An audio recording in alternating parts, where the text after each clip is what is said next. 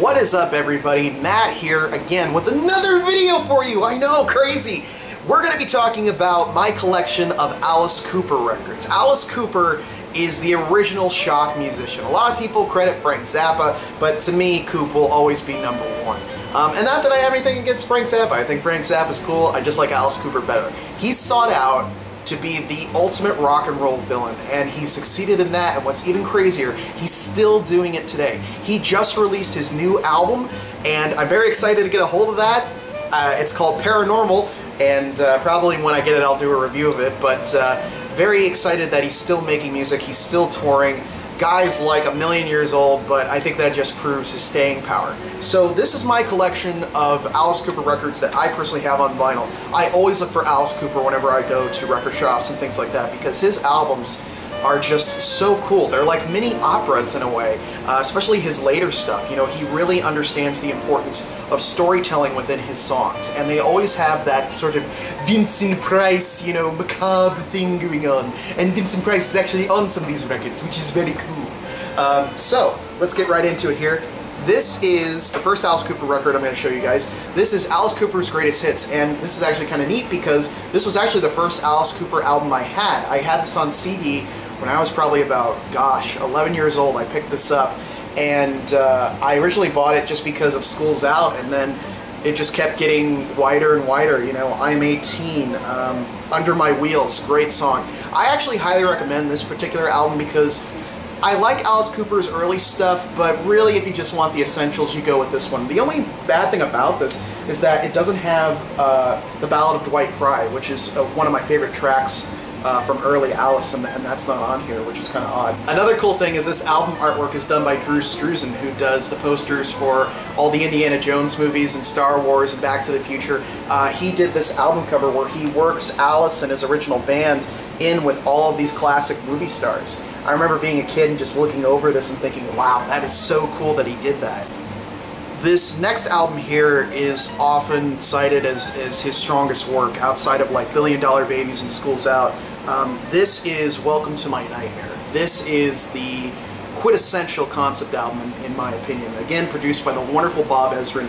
This one is, I mean, I don't know what else to say. This is just a really, really cool album.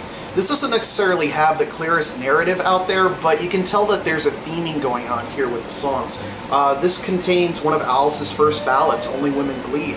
Again, another track that really kind of skyrocketed out of there, made Alice appeal to people outside of the standard Alice Cooper fan.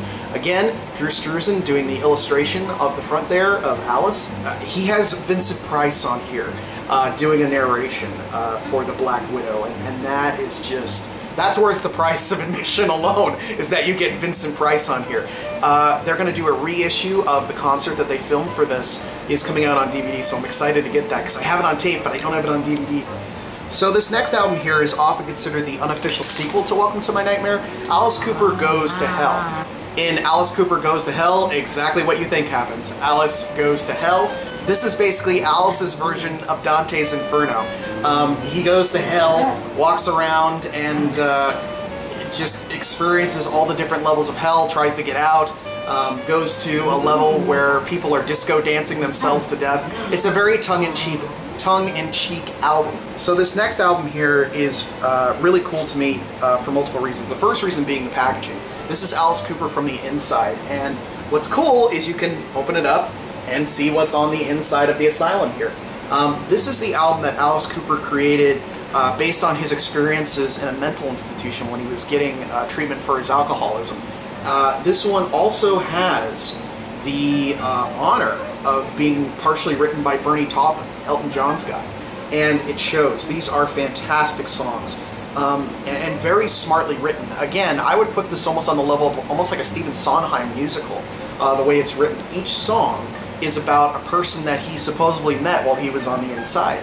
And it's really, really cool.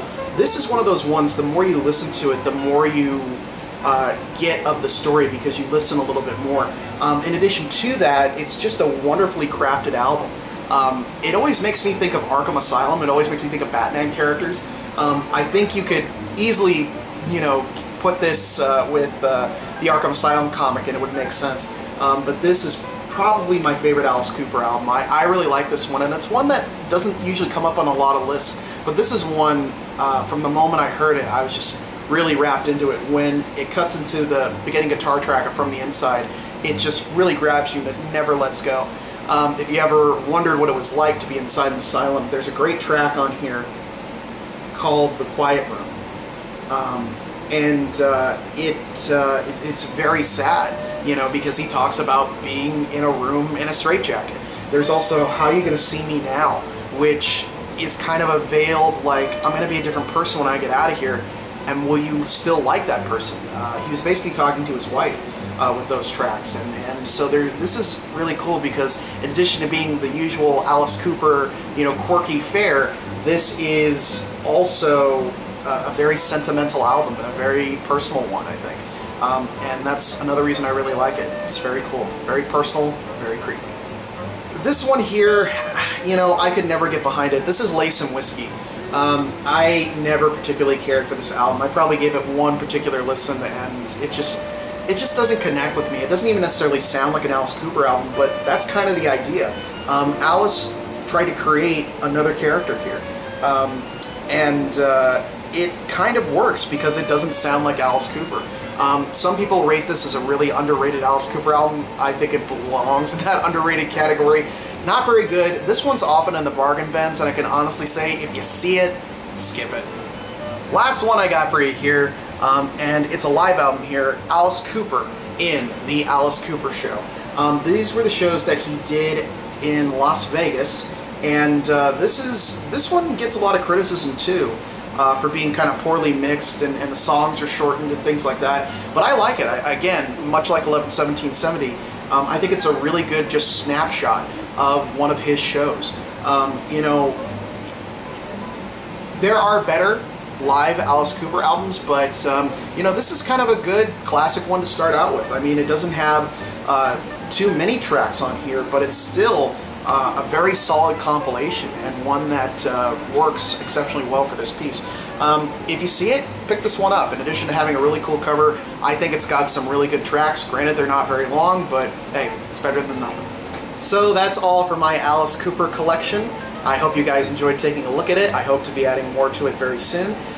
Make sure you check out Alice Cooper's new album. I haven't listened to it yet, but it's probably pretty good. The last one was pretty good. So that's all I have to say on my Alice Cooper collection. So I will see you guys next time.